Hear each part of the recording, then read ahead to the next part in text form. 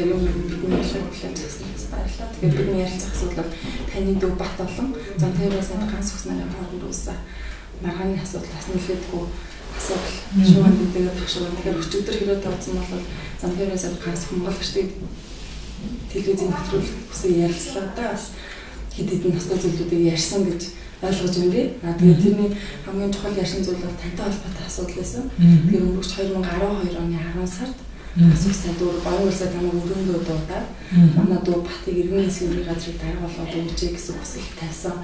Тэгээд энэ асуултанд нь би Викторийн нэг яриа шийдчихгүй гэсэн тайлбар өгөөд гарсан.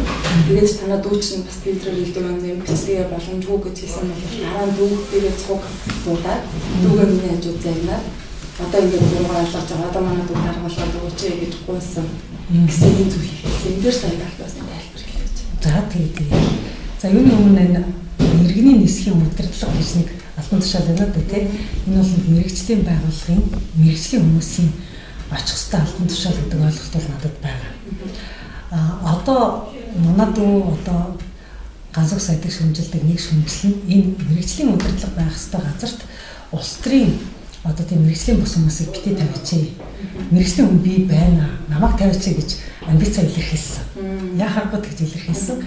За тэр үед нь би өрөөндөө за би 2 удаа уулзсныг бол үнэхээр санахгүй байна. Ганцхан сайд яагаад 2 удаа уулзсан гэж ярьж байгааг би санахгүй байна. Миний хувьд бол би 1 удаагийн уулзалтыг бол маш сайн санаж байна. За тэр уулзалтанд бол би дүүгэж хүрсэн байсан, ганцхогч хүрсэн байсан. За тэгээд иргэний нисхийн салбарт мэрэгжлийн удирдлага байх ёстой гэдэг дээр бол би өөрөө санал ихтэй байдаг.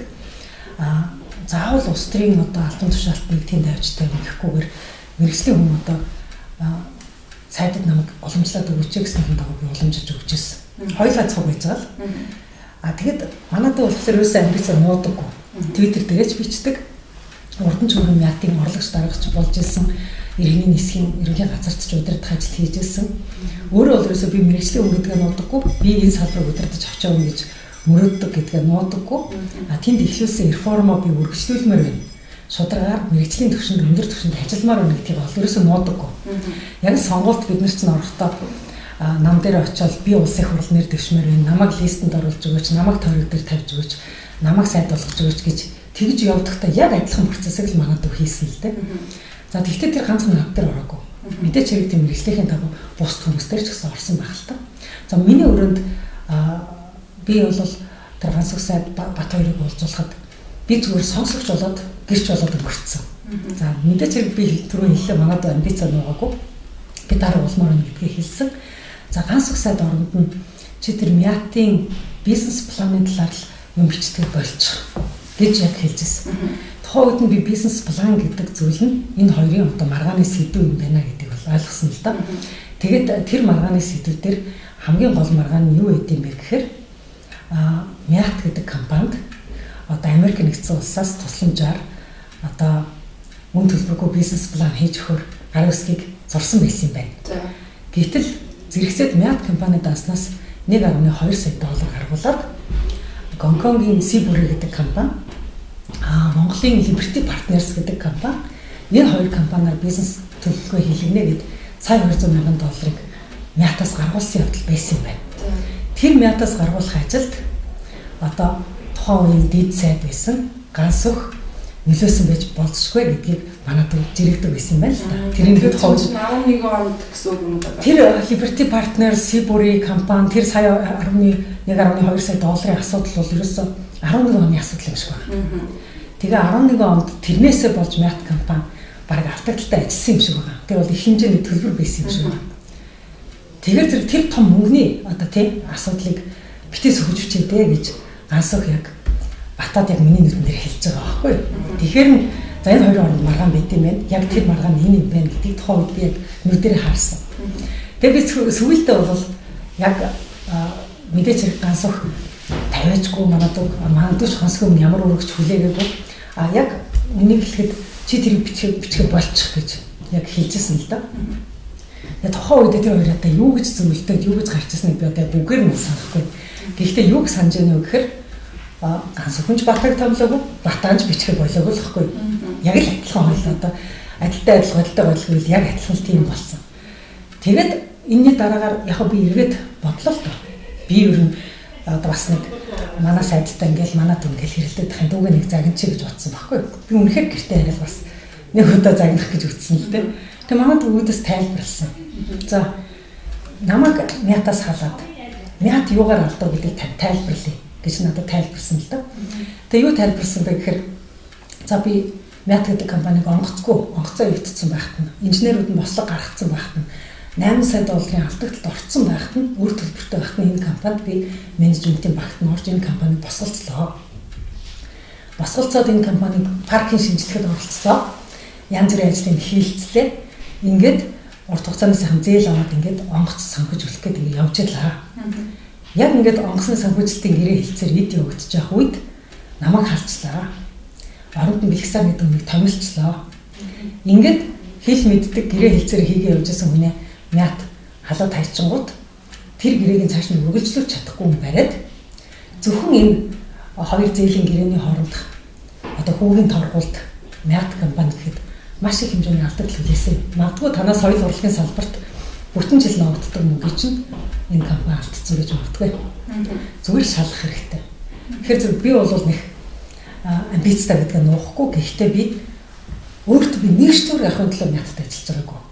Зүгээр л ямар ч байсан энэ компаниг нүдэн дээр ингэж дампууруулахын эсрэг би дуурч байгаа. Нүдэн дээр дампуурах зүйл зөндөх болж байна. Мят бол ажмаар дампуурж байна. Ийсэнс бол хурц дампуурлаа. Энэ бүх зүйл бол салбарын удирдлагын буруутай үйл ажиллагаанаас болж байна. Энэ учраас би дуурайд байгаа. Энэ учраас би төвчж чадахгүй дуурайд байгаа гэдэг нь бол манай дүү надад хэлжсэн. Тэгээд би түүнээс хойш ганц их сая дараа надад нэг таралдаад чи тэр дүүг нэг дуугаа болгоод өгөөч гэж гуйсан л та яхахгүй. Дуугаа болгоод өгөөч. Дуугаа болгоод өгөөч одоо тэр дүү ч одоо арай л хэтэрлээ штэ гэж хэлсэн л дээ. Би тэгтэн манай дүүгийн дуурж байгаа шалтгаан, манай дүүгийн дуурж байгаа асуудлууд нь эргээд бас нийгэмдээ хэрэгтэй гэж магадгүй. Ер нь ирэх байж байгаа юм бол шүүмжлүүлж явах хэрэгтэй. Тэр утгаараа би за чи сайд юм чинь шүүмжлүүлж явах хэрэгтэй штэ гэл тэгэл өнгөрцөн. Ерөнхийдөө бол надад бас одоо манай нам дотор ч гэсэн хэлжээд байсан л да өнгөрлөж надад дүүгээ дуу болгооч гэдэг. Гэхдээ манай дүүгийн дуурж байгаа тэр гаргаж ирж байгаа асуудлууд нь үнэхээр нийгэм маань сонирхоод үгүй нэрээ мятын мөнгө төгөр юу болж байна?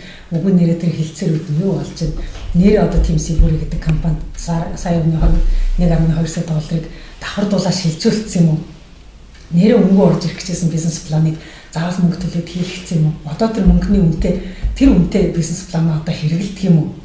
Энэ төр гээд бас нийгэмд бас хэрэгтэй мэдээлэл өгөөд байгаа юм биш үстэй гэдэг утгаараа би дүүгээ хориглоогүй ганцхан асуудалд оролцоогүй. Тэгээд би хоёрын хооронд асуудал байна. Анхны уулзалтын үед та дүү маань ийм хүсэлтэй байгаа юм байна. Чи энийг яаж чад гэсэн. Чи сонсож манад дүү сонсож гэж хүсэл тавьсан. За манад дүү чамд асуудал тайлбарлахыг хүсэж байна. Чи сонсож сайдын үед гэж хэлсэн.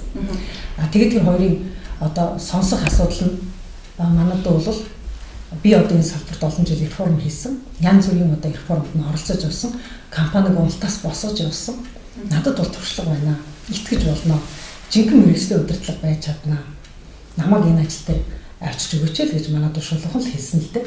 Тэгсэн чинь яг ганц бол хариуд нь чи тэр шүмжилтийг л болчих гэсэн байхгүй. Тэгээ тэрний өөрөөр манад бол ямар ч 8-аагээр зүгээр тэр алтан тушаалыг мэргэжлийн хүний үед би авах болцоотой байвал авъя л гэж байгаа байхгүй. Зүгээр ганц болохоор үүдсэн шууд 8 ярьж байгаа юм л та. Тэгэхээр зөв мэдээлэлээр нэмэлцэх гэж оролцсон л да. Тэгээд би тэр хоёрыг сонсчод тэгээд ерөнхийдөө бол би зайг авсан. Яаж зайг авсан бэ гэхээр за ерөнхийдөө энэ бол хоёр эрэгтэй хүмүүсийн хоорондын асуудал юм байна. Хоорондоо бас нэлээд уужиг муудалцсан юм байна. Тэр муудалц нь бас нэлээх одоо энэ мятын асуудалтай бас нэлээд холбогдолтой юм байна гэд. Гэхдээ том тэмцлийн ингээд томоор нь ингээд харахаар энэ бол мят гэдэг компанид мэргэжлийн удирдлага байлгах уу? Улс төрийн удирдлага байлгах уу? Энэ мэргэжлийн удирдлага нь улс төрөөс хараат бус тийм одоо мэргэжлийн хүмүүсийн гарт мят гэдэг компаниг ажиллуулж ашигтай ажиллуулах уу? Эсвэл одоо хөссөн үедээ унгаагаад хөссөн үедээ босгоод хөссөн үедээ хувьчлаад хөссөн үедээ өөрөөр байлгадаг тийм компани байх уу гэдэг ийм одоо томоохон зөрчил юм байлээ. Тэгээ энэ зөрчил бол их олон намын үед үргэлжилж ирсэн юм байлээ. Олон засгийн газрын үед үргэлжилж ирсэн юм байлээ. За манай дүүч гэсэн энэ зөрчил урд нь ганц сайттай биш өөрч удаа оролцолтож ирсэн юм байлээ. Тэгээд урд нь ч гэсэн мятын нэгдэг дараагаар ажиллаж байгаа үедээ шууд сонин дээр эсрэг хүсэл бичээд би энэ компаниг мэргэжлийн ажил хийх гэж орж ирсэн чинь намайг удирдах ажил томилгоотаа араас нь ийм улс төрийн дарамжхалт үзүүлээд байгаа учраас би ажлаа өглөө гэд гараа явж ирсэн юм билээ. Тэгэхээр зэрэг энд бол улс төрийн одоо дохой зангаагаар энэ компаниг удирдах уу, мэргэжлийн одоо стандартаар удирдах уу гэдэг тэмцэл яваад байгаа. Ганц үг сайдын өчигдрийн ярилцлаган дээр одоо намайг л бичээд байна гэх нэг гомдоод байгаа байхгүй юу? Гэхдээ тэр өөрөө сайд байгаа учраас бичүүлж байгаа. Ганц үг гэдэг хүн сайд байгаагүй, тэнд нь оюун гэрэл гэдэг хүн сайд байгаад тэр оюун гэрэл нь буруу хийжсэн бол тэр бүх ганц үг гэдэг бүх нэр чинь оюун гэрэл болоо солигдчихно. Гэхдээ ганц үг гэдэг хүний үзэн яддагдаа биш, ганц үг гэдэг хүнд дургуудаа биш. Ерөөсөл тэр сайд гэдэг хүнд их мэдлэлт нь хамаарат байгаа асуудлаар бичээд байгаа юм л да. Тэгэхээр энэ нэг юм онцгой гарч ирэх шиг тэр хэрвээ ганц ухсаадыг дэд сайд байхдаа орооцолсон гэж магадгүй гэж хэлж байгаа тэр асуудлыг яагаад заавал Twitter-ээр дахин нууцаар ингэж олон нийтэд хүрэх гэж оролдоод байгаа. Яагаад тэрийг холбогдох байгууллагын шалгуулаагүй юм бэ? Жишээлбэл авилгад их газар юм. Яг манай дүүгийн тэр Twitter-ыг нь би яг зүгээр одоо л энэ хэрэг мэрэг нь ингээл хорих мархтаа тулаад ирэхээр би одоо сөргөж уншиж үзчихээ. Би л яг өндөө уншдаг гэжгүй. Гэхдээ ингээд яг зүгээр яг тэр ганцхан тэр одоо эмзэглээд байгаа юмнууд нь би уншиж үзчихээ л та. Тэгээ ганц үг Twitter дээр чинь намайг чаддаг юм шалгуул гэж бичсэн л нэг удаа тэгж жиргсэн. Тэрнийг нь хариуд манай дүү бичсэн л гэдэг юм байлаа. Дүүн тэнд байж хахад ахын шалгуулна гэж юу ах вэ? Одоо танаа дүүсэн дүү тэнд байгаа газарт би яаж шалгуулах гэж очих вэ гэх мэтээр бичсэн л гэдэг юм байлаа л да. Яг тэр бол хүн бос шалгуулах нь үүрэг хүлээхгүй байхгүй. Ганц үг гэдэг хүнийг бата шалгуул гингүүт нь л гүйж шалгуулах нэг ч алавч байхгүй л дээ. Ганц үг ч гэсэндээ үнэхээр мэтгэлцэж болох юм дээр ил мэтгэлцээл, няцааж болох юм ил няцаагаал ус төрч хүн няцаалтын арга, тайлбарын арга гэж зөндөө юм байна шүү дээ. Одоо өчигдөр гэхэд ч одоо сонгодог арга хэрэгэлтлээ. Тэр бол ус төрч хүн телевизийн өмнө гараад иргэдэд ямар ч байсан бодсон санснаа тайлбарлалаа шүү дээ. Тэгэхээр энэ тайлбар няцаалтыг ерөөсөө хийхгүйгээр тэр хүнээ шууд хориулчихж байгаа байхгүй. Тэгэхээр одоо нэг хоригдсныхан дараагаар заашгүй нэг хоригдож авлаа. Торны цаана орлоо. Одоо миний үдээс дураад ах юмгүй боллоо. Ашгүй нэг хоригдж яхад нэг ярьж байгаа гэсэн шиг өчигдрөөс ярьж эхэлж байгаа юм л да. Тэгэхээр зэрэг энэ бол үнэхээр тийм олон сарын гомдол, олон удаагийн гомдол байсан бол удаа дараа телевизээр гараад няцаагаал болоо. Үнэхээр Сибүрэ гэдэг компани надтай холбоогүй, Liberty Partners гэдэг компани надтай холбоогүй, Мятас шилжүүлсэн 1.2 сая доллар надтай холбоогүй гээл ингээл баримтаа гаргал өөрөө няцаах бүрэн боломжтой л доо. Тэгэхээр тэр бол иргэд бол хардах хэрэгтэй шүү дээ. Иргэд бол хардах хэрэгтэй. Хардсан иргэн болгоныг за тэгвэл авилгатай тэмцэх газраа шалгуул. За тэгвэл намайг тийш шалгуул гэд ингээд байх юм бол төрч нь өөрийнхөө тогтолцоо дотор өөртөө ингээд нэг сүлжээ байгаад идэг. Тэр сүлжээ дотор нэрнийг оруулаад ингээд сүлжээ дотор ингээд тийш өмгшиг өнгөрүүлээд байх албагүй байхгүй. Иргэн бол чөлөөтэй л байх хэрэгтэй. Тэгэхээр зэрэг өчигдөр бол яг их чөлөөтэй байгаагаараа ганцхан байр суурь иргэдэд хүрлээ. Одоо их чөлөөгүй байгаа Батын байр суурь дараа нь хүрэх бах. Тэгэхээр зэрэг Бат гарч ирээд энэ яг өөрөө тэр ягаад амбицтай байсан юм. Тэр нь ягаад хууль бус биш юм бэ гэдэг өөрөө тайлбарлах байх л та. Ер нь хүн дарга болъё гэж хүсэлт гарах нь нэг хууль бус зүйл биш. Гин тэр ерөөсөө ч биш. Харин дарга болчоод улсын мөнгийг идэе гэж бодож байгаа бол тэр бол аимшигтай гин тэр байхгүй. Тэгэхээр зэрэг манай дүү бол үнэхээр нисхийн салбарт 20 жил ажиллахдаа үнэхээр тэр нисхийн салбарыг босгож ирье. Тэрийг үндэсний менежменттэй сайхан авч явъя. Энэний төлөө зөндөө суралцсан, зөндөө бүтээсэн, зөндөө хийлцсэн байгаа л да. Одоо нисгтэр ингээл Мятын номын сан гэж байж Батагийн нэртэй холбоотой. Иргэний агарын тээврийн удирдах газарт иргэний нисгийн ерөнхий газарт ИКАО-гийн номын сан гэж тэгтэл Батагийн нэртэй холбоотой. Хууль гэгдэл нэртэй холбоотой, дөрвөн гэгдэл нэртэй холбоотой байгаа л да.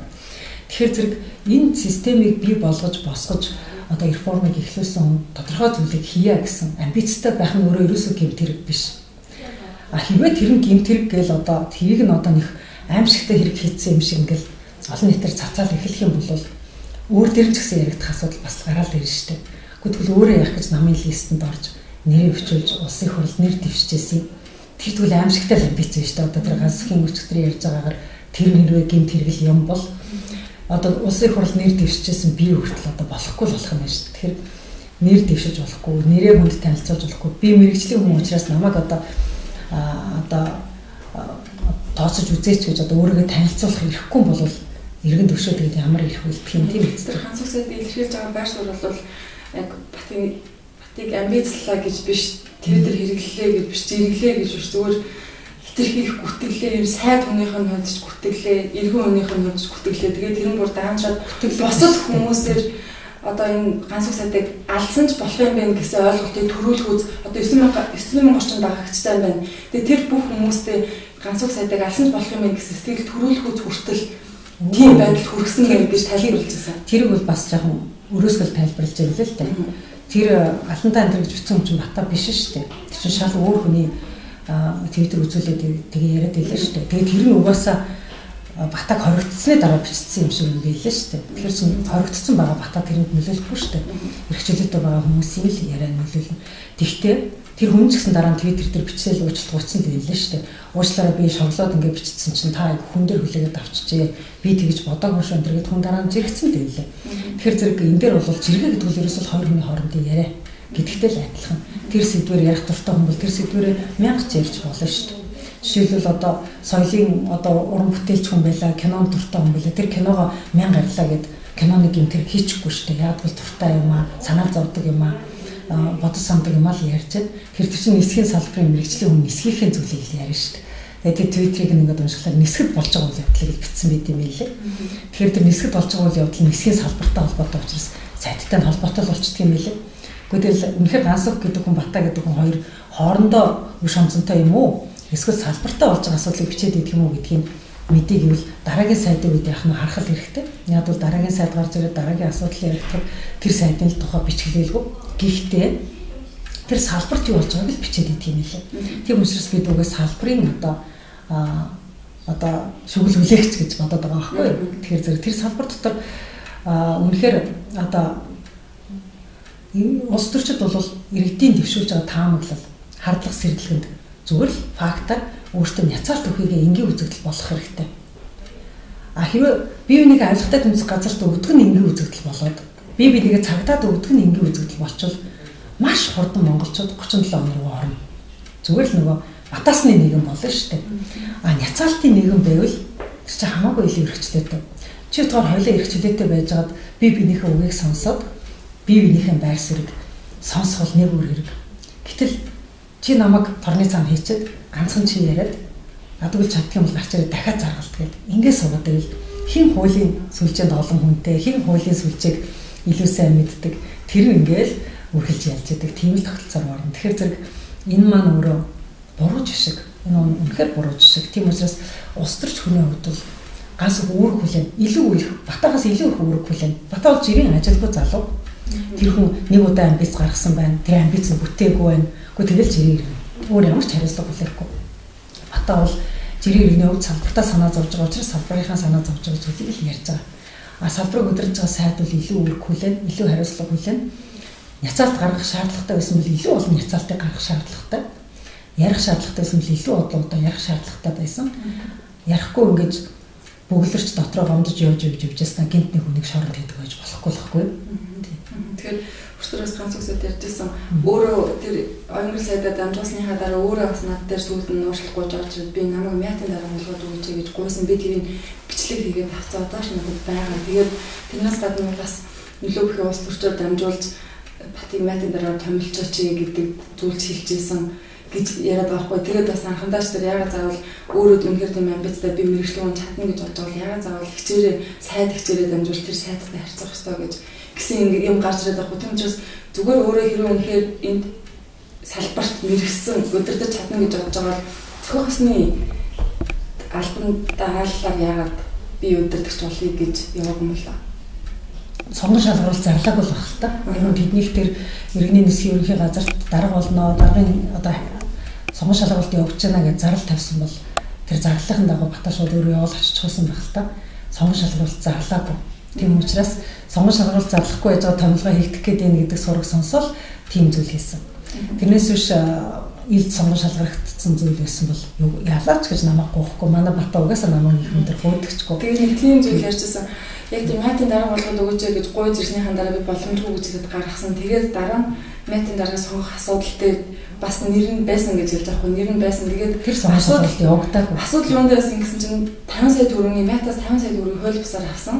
Дээр нь мятаар 4,000 орчим доллараар үйлчлүүлсэн төлбөрөө төлөөгүй тэр үнсний аудитын газар тогтоогдсон байсан учраас жаргал сайхан гэдэг хүн гарч ирсэн. Өөрт нь ямарч боломж байгаагүй гэж хэлсэн. Тэр бол дотоод асуудал. Тэр бол одоо тэр сонгон шалгаруулалт би зөвхөн өөрийнхөө мэдж байгаа, өөрийнхөө гэрчилж байгаа хэсгийг ярил л да. Миний гэрчилж байгаа хэсэг бол тэр 21 удаа уулзсан. Тэр асуудлыг нэг удаа ярьсан. Үүнээс цаашаа тэр нарийн ширийн одоо аудитын дүгнэлтийн дээр зөндөл байдаг юм билээ. Тэр Батаг яриад байгаа тэр Сибүрээ дээр нь аудитын дүгнэлт гарсан байт юм билээ. За тэр $4,000 дээр ч аудитын дүгнэлт гарсан байт юм билээ. Тэр 1.1 сая долларыг буцааж төлсөн юм уу мэдэхгүй. Гэхдээ $4,000 бол Батаг буцаад төлсөн л байдаг юм билээ. Тэр бол аудитын дүгнэлт дээр цаашдаа юу гарсан нь бол цэвэр одоо тэдний дотоод асуудал. За би зөвхөн өөрийнхөө гэрчлэлд чадж байгаа дээр би юу харах гэдэг юм гэхээр иргэний нисхийн ерөнхий газрын даргын сонгон шалгуулалтын явагдаагүй учраас хаана өргөдлөхөө мэдэхгүй яахаа мэдэхгүй тэгээд ямар ч гэсэн надад нэг уулзуулаад өгөөч сайдтай гэж хэлснээр дагуу би уулзуулж өгсөн л та. Тэгэхээр сонгон шалгуулалт явагдсан байсан бол хизээч Бата намайг гоохгүй өөрийнхөө замаар л явна тийм л хүн. Тэгэхээр одоо дүүчин хаана гэж байгаа юм одоо манай дүү давж заалдах арай болоогүй байна. 14 хоногийн хугацаанд одоо өчигдрөөс эхэлж тоолоод 14 хоногийн хугацаанд давж заалдана. За одоо бол 20 газар байна. Тэгээд би өнөөдөр 20 газартаа бас очиж уулзсан. Тэгээд би хувьд бол гайгүй байна. Тийм гэхдээ бол би яг зүгээр Батыг бол би хэлж байгаа. Миний дүү бол одоо салбар дотроос шүүмжлэгч болжээ. За нэг удаагийн шүүмжлэл хийснийхэн төлөө нэг удаа шийтгэл хүлээж болно. Чи бол олон давхар шийтгэл хүлээжээ. Ажлаас салгагдаж одоо албан тушаал дэвших эрхээ асууж одоо юу ч гэдгийг тийм. Чи их олон давхар шийтгэл хүлээжээ. Дээр нь одоо чи шоронд орчээ. Би үүнээс олон Батыг л одоо ингэж шоронд оруулмаар байна. Тийм учраас их чинь одоо ямар ч гэсэн мэдээллийн эрхчлөлөө илүү баталгаажуулах, хууль эрх зүйн тогтолцоон дээр ажиллая даа гэж хэлсэн. Тэгээд медиагийн ямар ч гэсэн шоронд өнгөрөөж байгаа хоног бүхэн ардчлалд эргээд хов нэмэр оруулнаа. Тийм учраас сэтгэл хаттай гараад гэдэг хэлсэн. Тэгээд шүүх хурлын өмнө ганц үг сайд руу хүмүүс явуулаад юугаар татаж аваа гэж хоёр хүн явуулсан. Тэр бол нөхөө юу штэ. Одоо бид нар чинь тэр чирээсөө хуулиар эвлэрүүлэн зурчлах янз бүрийн үйлчилгээнүүд гарцсан. Шүүхтэр маргаантайгаа талууд эвлэрэх оролдлого хийх нь ерөөсөө хэв үзэгдэл шүү дээ. Эвлэрэх оролдлого хийхэд одоо тэрний эвлэрч чадсан уу үгүй гэдэг нь дараагийн асуудал. Гэхдээ эвлэрэх оролдлого хийх нь өөрөө байдаг л хүний эрхийн асуудал. Тэгэхээр тэрийг албан ёсны эвлэрүүлэн зурж одоо тэрийг би мэдэхгүй. Би үнэхээр тэрэн дээр одоо яаж одоо эвлэрэх гэж оролцсныг бол би мэдэхгүй. Тэр зүгээр ганц хэсэг яриад энэ л зүгээр Бата өөрөө тайлбараа дараа нэг нь үз. Миний хувьд бол би өөртөө тэрийг мэдэхгүй. За